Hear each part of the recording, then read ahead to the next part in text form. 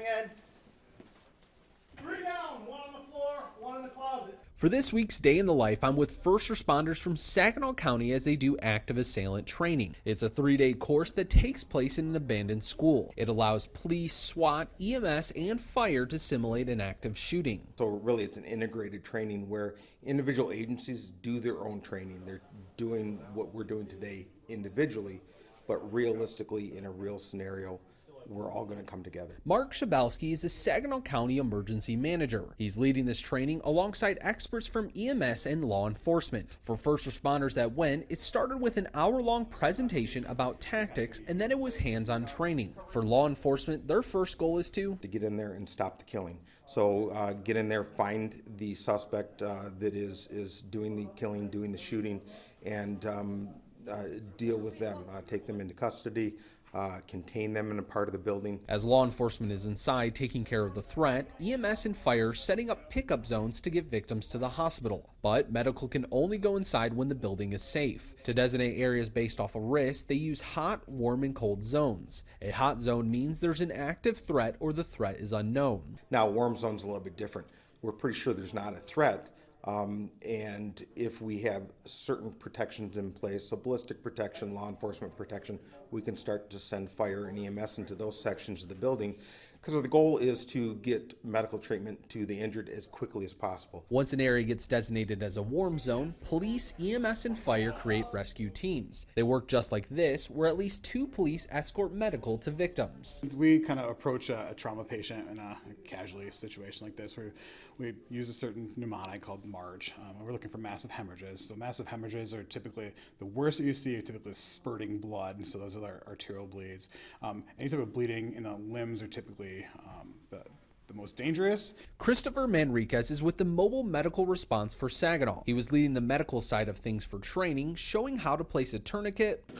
Really yank it down there. Once you get it there, put your windlass on first. So do this first? Yeah, do that first, yeah. So 1, or do you think more than that? You can probably put one more, do the half a turn, so put one more turn on it. So should be able to you can get it tightened. If not, if it's going to flip on you, because this is actually a lot more resistant than the human tissue is. So right. Back a little bit more. Something like that. Yep. You grab your tag. And then our cover. Just do it like that. And how to pack a wound. Try and create a ball with it as tight as possible. A little tight kind of ball about the size of a, a little less than the size of a golf ball. And so I'd be filling my finger around here to find the artery, I'm guessing, or something. Yeah, an artery or whatever's bleeding inside there. If you can't find it, this is giving you a landmark. Gotcha. So then I find it, I keep my other finger on it, stuff that down in that there. ball down in there, and then your finger that's in that wound is going to pinch that power ball in place. Gotcha. And hold it in place, and you're going to start pushing stuff in. You can just let the tail end of that Curlex go. Yep. And we're just that way. All you're focusing on is the piece that you have in front of you. And you always want to kind of keep a finger near that wound because you don't want to lose it. Like I said. So finger always on, so like that. And so this would be. Hold on to this end so it doesn't take off on you. So just like that. Yep. And it'll come off the edge of the table and make it. There we go. Just wrap it around, and I saw you do. Come through it, turn it on your side, and then you're going to come backwards on it and applies pressure. Wrap it around. And then you just keep going until it's tight. But you keep going tight on it, yeah, right? Keep it as tight as possible. Because pressure's key. Yeah. So the point with these pressure dressings, these emergency bandages, they're actually a stitch in here every 6 to 8 inches. So unlike a normal ACE bandage where it like flies out from you, that actually, if you let go of it, it's going to stop about 6 to 8 inches, so you can grab back onto it and pop through it. It's designed for a high stress environment.